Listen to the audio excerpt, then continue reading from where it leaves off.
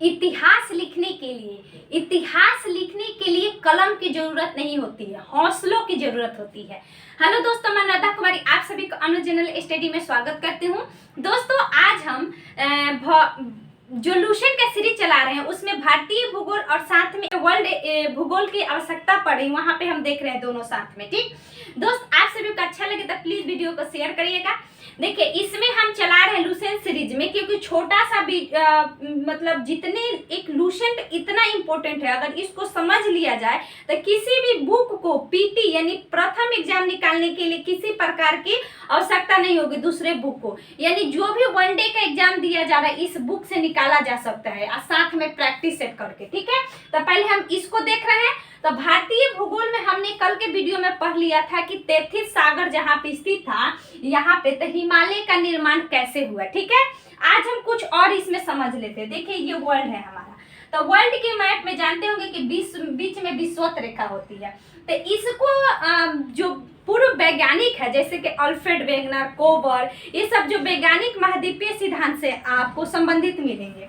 तो इन लोगों ने इसका अलग, जैसे कि ऊपर वाला हिस्से को जो ये वर्ल्ड है, ऊपर वाले हिस्से का अलग नाम दिया। ऊपर वाले हिस्से का नाम दिया गया पेंजिया। ठीक है, क्या नाम दिया गया? पेंजिया।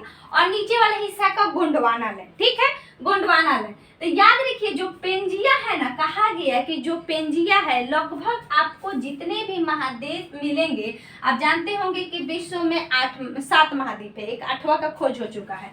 ये सारा ऊपर के क्षेत्र में ही पाए जाते हैं। लगभग यहाँ पे आपका ऑस्ट्रेलिया महाद्वीप सिर्फ हिंद महासागर के क्षेत्र में पाई जाती है। लेकिन लोग ने बताया कि जो पेंजिया लैंड है चारों तरफ पानी से घिरा हुआ है। ठीक है, तो उसको नाम दिया गया पेंथलासा। ठीक, पेंथलासा। इतना डीपली नहीं पूछता है, लेकिन ये पेंजिया लैंड, गोंडवाना लैंड आप समझ लीजिए। ठीक है, तो पेंथलासा नाम दिया गया। तो यही कहा गया कि ये जब एक दूसरे से, इसमें लगभग कहिए तो आज तक 100 से ऊपर प्लेट की खोज हो चुकी है नीचे, धरती के नीचे। ठीक है, प्लेट यानी एक प्लेट एक दूसरे के ऊपर है, एक से एक टकराया है। लगभग इसमें 7 बड़े प्लेट बताए गए हैं और 10 छोटे छोटे इससे छोटे बताए गए हैं। तो ये कहा गया कि जब नीचे हलचल होती है प्लेटों में, तो प्लेट एक दूसरे से टकराते हैं। हमने बताया था ना कि कैसे हुआ कि सामान्य धाराएं चली और प्लेट दोनों टकराए, क्या हुआ कि ऊपर की तरफ खसका। जैसे कि ये जो गोंडवाना लैंड का हमने भाग बताया था, इसमें 5 हमने महाद्वीप आप सभी को बताया था कि इसमें आता है दक्षिण अमेरिका आ रहा था, अफ्रीका का हिस्सा आ रहा था, फिर इसके ऑस्ट्रेलिया का हिस्सा आ रहा था। ठीक है, ये हमारा ऊपर वाला हिस्सा भारतीय हिस्सा आ रहा था। ये सभी जो महाद्वीप है, अंटार्कटिका आ रहा था, तो ये सभी आते हैं किसमें? गोंडवाना लैंड में। ठीक है, तो ये आगे की तरफ जब खिसका तब भारत भी उत्तर की तरफ बढ़ रहा है। ठीक है, तो जैसे जाके इधर मान लीजिए कि ऊपर में यूरेशियन प्लेट है, यूरेशियन मतलब यूरोप का प्लेट जो, और नीचे गोंडवाना प्लेट था। ये दोनों जैसे टकराया, यहाँ पे जब कोई नदी है, इसमें मालवा होगा, तो सीधी सी बात है टकराने के बाद उस मालवा ऊपर की तरफ भागेगा। ठीक है, यानी कहीं भी जाकर दो चीज जब टकराती है तो वहां जो गंदगी होगा ऊपर जाएगा। ठीक है, तो वही बात हुआ। हमने कल समझा भी दिया था आप सभी को कि यही क्या हो, ऊपर निकला और हिमालय का वलित पर्वत यानी नवीन वलित पर्वत यानी फोल्डेड माउंटेन है, यानी कहने का मतलब ऐसे आई ऐसे फोल्ड हो गया। ठीक है, तो उसको वलित पर्वत कहा जाता है, फोल्डेड माउंटेन हिमालय को। ठीक है, तो यहाँ पे हमारे हिमालय का निर्माण हुआ। हिमालय के निर्माण के पहले भी यहाँ पे एक पर्वत था। ठीक है, जिसको हम लोग ट्रांस हिमालय कहते हैं। ट्रांस का मतलब पार, नहीं कहते कि ट्रांसफर हो गए, यानी यहाँ से वहां चल गए, यानी पहले जो जहाँ था वो आगे चल गए, यानी ट्रांस का मतलब जो पहले से स्थित है। ठीक है, तो ट्रांस हिमालय पहले से था, उसके बाद बृहद हिमालय है, फिर उसके बाद मध्य हिमालय है, उसके बाद शिवालिक हिमालय है। तो खैर उतना अभी हम नहीं देखेंगे, अभी हम ऊपर से भारत का क्षेत्रफल 2.42% आप जानते हैं कि विश्व के कुल क्षेत्रफल का। ठीक है, इसमें जो हमारे भारत है, इसमें लगभग 10.7% हमारा जो मध्यम प्रकार के पर्वत है वो पाया जाता है। ठीक, 43% हमारा मैदानी पाया जाता है। ठीक है, मैदान 6% पहाड़ी है, 18.6% क्या है? पहाड़ी है, जिसको हम लोग नहीं कहते छोटे छोटे पहाड़, जिसे हम लोग घूमने जाते हैं नॉर्मल, वो सब पहाड़। उसके अलावा दोस्त याद रखिएगा 29.3% पठारी है। ठीक है, 29.3% पठार है, जैसे कि पठारी क्षेत्र इधर पाया जाता है आपको सब पठार। पर्वत और पठार बारे में अंतर क्या समझते हैं? पर्वत उसको कहते हैं जिसमें नुकीला भाग हो, जैसे कि ऐसे आया और ये नुकीला हो, जहाँ पे आदमी को रुकने की व्यवस्था नहीं होती है। लेकिन पठार भी एक पर्वत का ही रूप है, लेकिन यहाँ पे ऊपरी हिस्सा चौड़ा होता है, ठीक है, चौड़ा होता है, परतदार होता है, यानी उस पे लोग रह सकते हैं। जैसे यहाँ छोटा नागपुर का पठार देखते हैं, इधर पामीर का पठार देखते हैं, इधर आपको मालवा का पठार मिलेगा नीचे के क्षेत्र में। तो इधर जनसंख्या है, आदमियों की संख्या है, लेकिन पर्वत इधर है, तो इधर आप लोगों की संख्या देखते नहीं। जैसे कि आज भी देखिए कि हिमाचल प्रदेश, जम्मू कश्मीर, इधर जो पूर्वों का क्षेत्र है, यहाँ जनसंख्या बहुत कम है, क्योंकि यह पहाड़ी क्षेत्र है। तो पहाड़ी क्षेत्र में बहुत सारी कमियां भी होती है, ठीक है।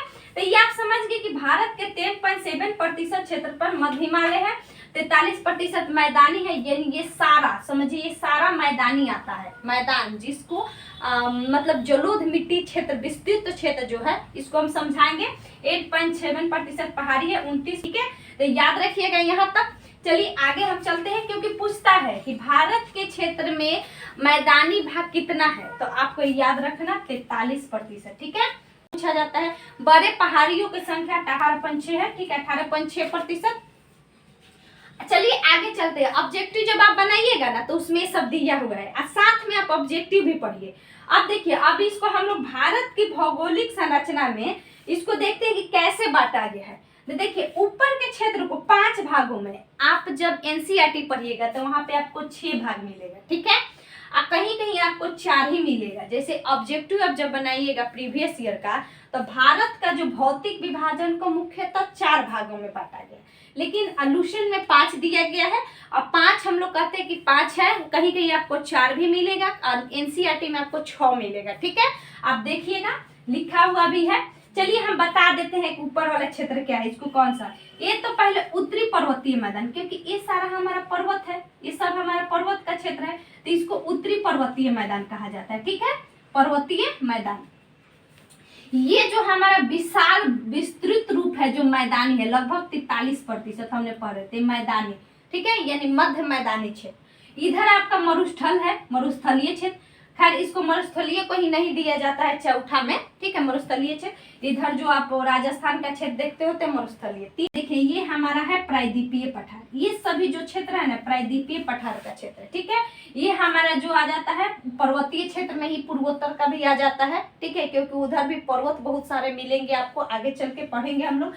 इधर को हम लोग कहते हैं तटीय क्षेत्र, यानी तटीय मैदान क्षेत्र, क्योंकि यहाँ हमारा सीधी सी बात है अंडमान एंड निकोबार है, तो हमारा तट में है, पानी में स्थित है। इधर हमारा लक्षद्वीप है, ये भी हमारा पानी में स्थित है, ठीक है। यहाँ तक समझ में आ गया, लक्षद्वीप, अंडमान निकोबार। तो पहले ऊपर वालों को उत्तर पर्वतीय मैदान क्षेत्र, बीच वाला को मैदानी क्षेत्र, 2 भाग। इधर वाले जो पश्चिम वाले क्षेत्र है इसको मरुस्थलीय क्षेत्र, बीच में जो हमारा महाराष्ट्र वाले क्षेत्र है, ये सब बीच वाला जो क्षेत्र है, जो हमारा आज गोंडवाना लैंड का ही भाग है, इसको हम बताएंगे, ये क्वेश्चन पूछा भी जाता है। तो ये हमारा हो जाता है प्रायद्वीपीय क्षेत्र, और इधर हो जाता है महासागरीय क्षेत्र, महासागरीय तटीय क्षेत्र। तो 5 क्षेत्र आपको भारत का याद हो गया। चलिए अब देखते हैं हम सीधा। देखिए, हिमालय के निर्माण में हम प्लेट विवर्तनिका पढ़ते आ रहे हैं।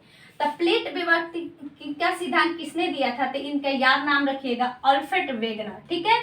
ऐसे कोबर महोदय भी इनसे संबंधित है, ठीक है, वो भी महाद्वीपीय सिद्धांत थी, प्लेट विवर्तनिका, हिमालय का निर्माण के बारे में बताया है।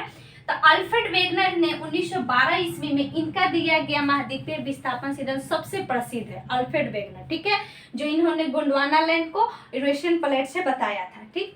चलिए अब आगे बढ़ते हैं। आगे हमारा है कि यहाँ ये जब हमारा मैदानी क्षेत्र हो जाता है, तो मैदानी क्षेत्र का निर्माण हमने बताया था कि हिमालय का जब निर्माण हुआ, तो हिमालय के निर्माण के दौरान यहाँ पे क्या हो कि जब ऊपर गया, यहाँ पे जो नदियाँ थी, कैसे कि यहाँ हिमालय के क्षेत्र में हमेशा 12मासी नदियाँ होती है, ये सब मैदानी क्षेत्र है, विस्तृत क्षेत्र है, मतलब बहुत क्या होता है, उपजाऊ क्षेत्र है। इधर से भी नदी इधर से आती है, इधर से भी नदियाँ आती है। तो नदियाँ जब आएंगी तो सीधी सी बात है, उसमें मलबा लाएंगी, कचरे लाएंगी, मिट्टी लाएंगी, अवसाद लाएंगी, तो लाएंगी तो यहाँ पे जमा करेंगी। तो यही जमा के दौरान क्या हुआ कि ये मैदानी क्षेत्र बनते जा रहा है, और यह नवीनतम क्षेत्र है, ठीक है, नवीनतम क्षेत्र है। इधर हमारा ट्रांस हिमालय ऑलरेडी पहले से हमारा ट्रांस हिमालय था, ठीक है। हिमालय का निर्माण, जब हिमालय का निर्माण हुआ तो इसके निर्माण की श्रेणियों को भी तीन नाम अलग अलग दिए। के निर्माण की पहले श्रेणियां हम देख लेते हैं। ट्रांस हिमालय पहले से ऑलरेडी था हमारे। इसके बाद जैसे कि महान हिमालय, जैसे हिमालय का निर्माण हुआ तो यही हिमालय जैसे ऐसे बढ़ते उड़ते, देखिए ट्रांस होगा, ट्रांस के बाद में ये आता है बृहद हिमालय जो सबसे बड़ा है, सबसे बड़ा बृहद हिमालय। फिर इसके बाद आता है मध्य हिमालय, ये छोटा सा है, थोड़ा सा है मध्य हिमालय। और शिवालिक का श्रेणी जो है यहाँ तक आके समाप्त हो जाते हैं। यही बृहद हिमालय आते आते इधर आप देखिएगा कि इधर आरा कामायोमा है, इधर नागा पर्वत है, मिजो पहाड़ियां है। यही जो पर्वतमाला आगे बढ़ी तो जाके बंगाल की खाड़ी में जैसे मुड़ी है, यहाँ से देखिएगा नामचा बरवा जो पर्वत है ना, नामचा बरवा जो पर्वत है उसके बाद हिमालय मुड़ गया है, ऐसे तिरछा मुड़ गया है। तो मुड़ने के बाद इसका चला गया है कुछ हिस्सा अंडमान एवं निकोबार द्वीप समूह में, ठीक है।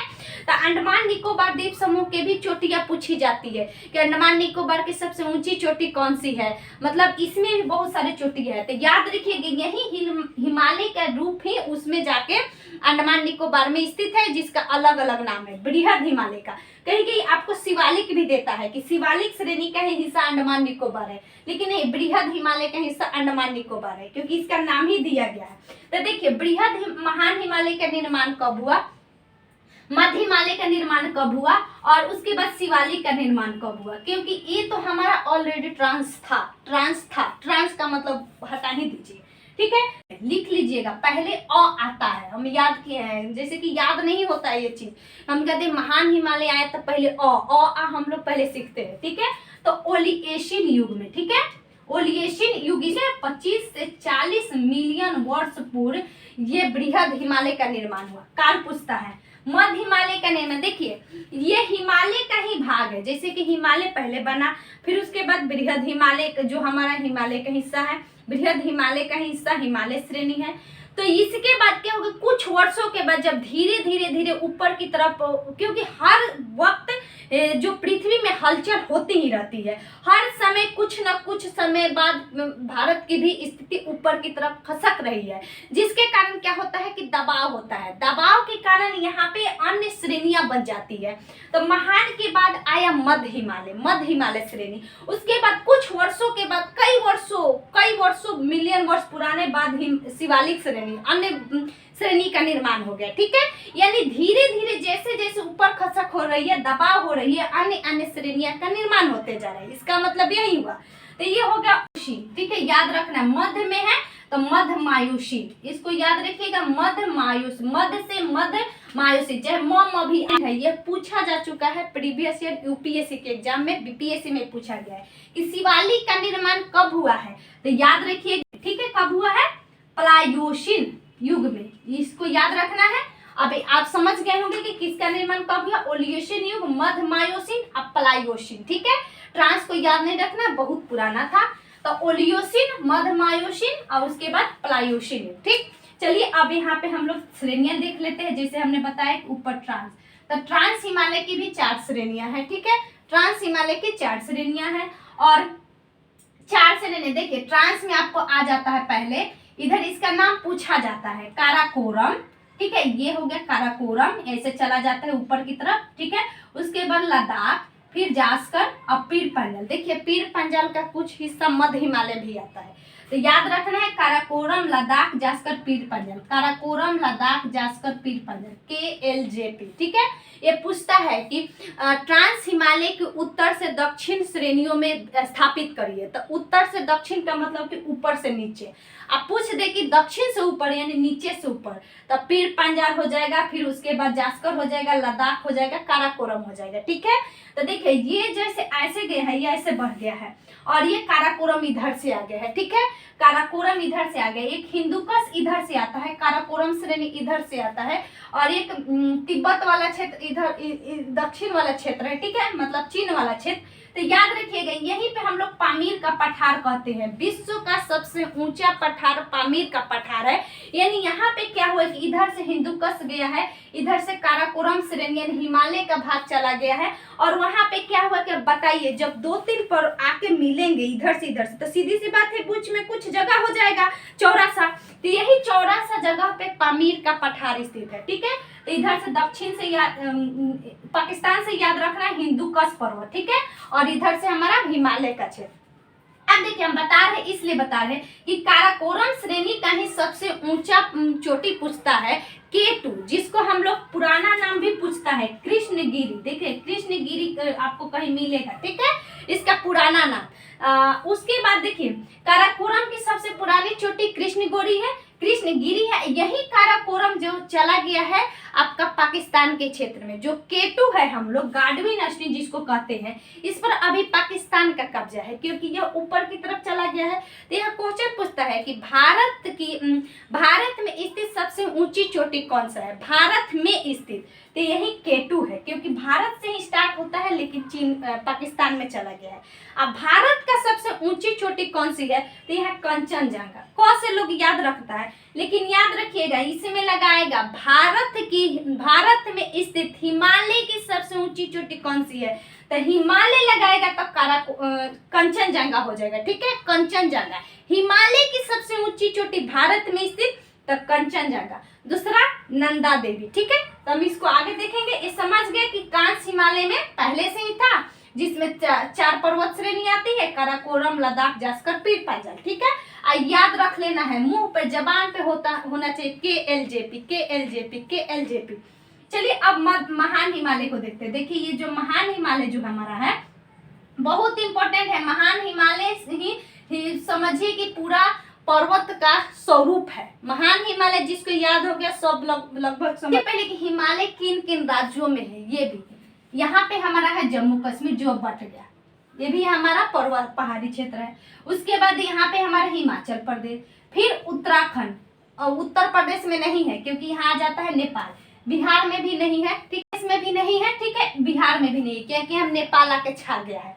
उसके बाद आपको यहाँ मिलेगा दोस्तों सिक्किम, यहाँ पे हमारा सिक्किम राज्य है। ठीक है, तो सिक्किम भी हमारा हिमालय का ही क्षेत्र में आता है। उसके बाद यहाँ पे थोड़ा सा पश्चिम बंगाल का भी आ जाता है क्योंकि पश्चिम बंगाल भी टचेज करता है। फिर इसके बाद इधर आपका अरुणाचल प्रदेश आ जाएगा, असम आ जाएगा, इधर मेघालय आ जाएगा। यहाँ पे मेघालय है, आपको यहाँ त्रिपुरा है, यहाँ पे मिजोरम है। इधर से आप जब म्यांमार के हिस्से में देखिएगा तो इधर अरुणाचल प्रदेश है। ठीक है, उसके बाद इधर अरुणाचल प्रदेश के बाद नागालैंड है, फिर उसके बाद इधर हमारा मणिपुर है, फिर मिजोरम है। ठीक है, तो मिजोरम हमने बता दिया। तो लगभग आपको कितना 1 2 3 4 और इधर का 7। ठीक है, तो 7 से 11 गो ये हमारा जो श्रेणियां है समझिए कि हिमालय में ही स्थित है। ठीक है, ये सब राज्य में आता है। बिहार, यूपी को भी आप देखिएगा, जब सेट उठ मारिएगा तो आपको ये क्वेश्चन मिलेगा। तो चलिए आप समझ गए कि किन किन राज्यों में है। अब समझिए कि जब ये महान हिमालय ऐसे जाती है, ये जा रही है, तो इसका अलग अलग नाम दिया गया है। सबसे ज्यादा यह नेपाल में ही विस्तृत रूप है। ठीक है, तो इसका अलग अलग। सबसे पहले हमारा क्या है, सबसे पहले हमारा था यहाँ ट्रांस हिमालय, तो ट्रांस लिख लीजिए, ट्रांस हिमालय। फिर उसके बाद बृहद हिमालय, या आपको इसको हिमाद्री भी कहा जाता है। तो देखिए हिमाद्री क्यों कहा जाता है, क्योंकि यह इतने ऊंचे है ना कि इसमें हमेशा बर्फ जमा रहता है, हमेशा बर्फ जमा रहता है। तो इसका नाम दिया गया है, या हिमाद्री भी कहा जाता है। ठीक है, बृहद हिमालय को हिमाद्री जाता है। सर्वोच्च मतलब ऊंची चोटी इसी में पाई जाती है। जो माउंट एवरेस्ट है इसी में पाया जाता है, विश्व की सबसे ऊंची चोटी। इसके बाद आपका मध्य हिमालय आता है। ठीक है, लघु हिमालय, इसी को हम लोग हिमाचल हिमालय भी कहते हैं। तो देखिए हिमाचल हिमालय इसलिए कहा जाता है क्योंकि हिमाचल प्रदेश के क्षेत्र में स्थित है। ये हमारा पर्यटन के लिए विस्तृत है। तो आप देखते हैं हिमाचल प्रदेश का क्षेत्र, उत्तराखंड का क्षेत्र, कितना लोग पर्यटक घूमने जाते हैं। ठीक है, कुल्लू, मनाली, ये सब कहाँ स्थित है, हिमाचल प्रदेश के क्षेत्र में पर्यटन क्षेत्र है। बहुत ही अच्छा जगह है घूमने के लिए, तो ये याद रखिएगा, इसीलिए हिमाचल हिमालय भी कहा जाता है। इसके बाद आपको आएगा निम्न, यानी निम्न माने सबसे नीचे वाला, निम्न हिमालय या शिवालिक भी इसको नाम दिया गया है। तो आप हमने इसको बताया था कि ट्रांस हिमालय, काराकोरम, लद्दाख, जास्कर, पीर पांचाल। बृहद हिमालय में हम नाम देखेंगे, बृहद हिमालय को सर्वोच्च हिमालय भी कहते हैं, चाहे हिमाद्री, हिमाद्री का मतलब जिस पे हिम जमा हो यानी बर्फ जमा हो। उसके बाद मध्य हिमालय यानी लघु हिमालय, जो छोटी श्रेणी है इसका लघु हिमालय का। उसके बाद आपको निम्न हिमालय या शिवालिक हिमालय, शिवालिक को हिमालय का पाद हिमालय भी कहा जाता है, यानी सबसे निचला श्रेणी है। ये लिख लीजिएगा कहिए कि शिवालिक को हिमालय का पाद हिमालय भी कहा जाता है। ठीक है, हमने बताया था ये ओलियोसिन युग में, मध्यमायोसिन युग में, अब पलायोसिन युग में। ठीक है, याद हो गया होगा। चलिए अब आगे हम यहाँ बता रहे हैं आपको कि मध्य हिमालय में कुछ बात जानिए कि यहाँ पे किसी प्रकार का वनस्पति नहीं पाई जाती है, कोई भी वनस्पति नहीं होता है। ठीक है, मध्य हिमालय में कुछ मात्रा में मिलते हैं। सबसे ज्यादा आपको शिवालिक हिमालय में सबसे ज्यादा वनस्पति क्षेत्र, सबसे ज्यादा यहाँ पे कहा जाता है कि शिवालिक हिमालय बहुत ही बढ़िया हिमालय का क्षेत्र है, क्योंकि ये नीचे भी है, सभी लोग घूमने भी जा सकते हैं। यह मतलब यहाँ पे वनस्पति भी पाई जाती है। हिमालय सबसे ज्यादा नेपाल में है, बृहद हिमालय सबसे ज्यादा नेपाल में है। तो यहाँ पे पहले है हमारा धौलागिरी। ठीक है, धौलागिरी। उसके बाद ठीक है, तो यहाँ याद रखिएगा अन्नपूर्णा, अन्नपूर्णा। फिर उसके बाद यहाँ है हमारा मनसालू। ठीक है, उसके बाद हमारा इधर आ जाता है दोस्तों एवरेस्ट, ये हमारा विश्व का सबसे ऊंची चोटी एवरेस्ट। फिर उसके बाद आता है मकालू। ठीक है, मकालू। फिर उसके बाद यहाँ पे आता है कंचनजंगा, फिर यहाँ पे आता है नमचाबरा। तो याद कैसे रखना है, सबसे पहले धौलागिरी, फिर अन्नपूर्णा, धौलागिरी, अन्नपूर्णा, मनसालू, एवरेस्ट, तब मकालू, यानी मकालू। मनसालू के बाद में हमारा एवरेस्ट आएगा, तब मकालू आएगा। यह सिर सजाने के लिए आता है। ठीक है, उसके बाद कंचनजंगा सिक्किम है, तो याद ही होगा। नमचाबरवा अरुणाचल प्रदेश में है, तो याद ही रखना है, क्योंकि ये तो हमारे भारत के क्षेत्र में। ये हमारा कहाँ जाता है, नेपाल में। अलग अलग चोटियां देख लिए। विश्व की सबसे ऊंची चोटी एवरेस्ट है, इसी में बृहद हिमालय में हमारा कंचनजंगा है, जो भारत की सर्वोच्च चोटी है और साथ में विश्व की तीसरी सबसे ऊंची चोटी है। इसका आप जानिए कि 8000, ये जो हमारा एवरेस्ट है 8000, लेकिन कंचनजंगा का 8600 है, यही केटू का 8611 मीटर ऊंचाई है। ठीक है, उसके बाद बहुत सारे आपको मिलेगा। अब यहाँ देखिए, हमने पामीर का पठार देखे, हिंदुकश देख लिया। तो यहाँ पे देखिए काराकोरम श्रेणी का ही हिस्सा था हमारा कौन, केटू। काराकोरम श्रेणी में ही स्थित है हमारा इंद्राकौल हमने ऊपर बताया था, वो भी काराकोरम श्रेणी में है। यहाँ पे एक लद्दाख श्रेणी हमने बताया था। लद्दाख श्रेणी में सबसे, अगर दुनिया की सबसे ढाल वाली पूछा जाए तो राकापोसी जो कि पाकिस्तान में मिलती है। ये इम्पोर्टेंट है, लिख लीजिएगा कहीं नोट में कि राकापोसी दुनिया के सबसे विस्तृत ढाल वाली चोटी है, जो लद्दाख श्रेणी में पाई जाती है, जो कि ट्रांस हिमालय का हिस्सा है। ठीक है, अब यहाँ पे हमने बता दिया धौलावीरा, मनसालू, उसके धौलावीरा बता दे, अन्नपूर्णा बता दे, मनसालू, एवरेस्ट, मकालू, फिर कंचनजंगा, नमचाबरवा। ठीक, अब इसी का भाग इधर आता है। जैसे आप मिजोरम, नागालैंड में आइएगा तो नागा पहाड़ियाँ मिलेगा, मिजोरम में आइएगा तो मिजो पहाड़ियाँ मिलेगा। फिर इसके बाद यहाँ हमारा देखिए गारो खासी जयंतिया हिमालय का भाग नहीं है। गारो खासी जयंतिया प्रायद्वीपीय भारत का भाग है, यानी प्रायद्वीपीय पठार का भाग है, प्रायद्वीपीय पर्वतों का भाग है। काराकोरम लद्दाख जैसे ट्रांस का भाग था, इसी तरह यहाँ पे जो हम लोग गारो खासी जयंतिया पढ़ते हैं वो प्रायद्वीपीय पठार का हिस्सा है। ठीक है, याद रखना है, इसका आगे दिया गया है। तो आशा करती है समझ में आ गया होगा। 4 ट्रांस हिमालय, बृहद हिमालय, मध्य हिमालय, फिर उसके बाद शिवालिक, जिसको निम्न हिमालय भी कहते हैं। चाहे लघु में ये मत होइएगा, क्योंकि निम्न है नीचे और लघु, सब लोग सोचते हैं लघु निम्न तो एक ना होगा, ऐसा नहीं है। निम्न का मतलब नीचे, सबसे नीचे जो स्थित है। ठीक है, चलिए आगे समझ में आ गया। अब उस किलोमीटर है आपका, किलोमीटर याद रखिएगा। हिमालय यहाँ से फैले हुए यहाँ तक आते हैं लगभग 2400 किलोमीटर।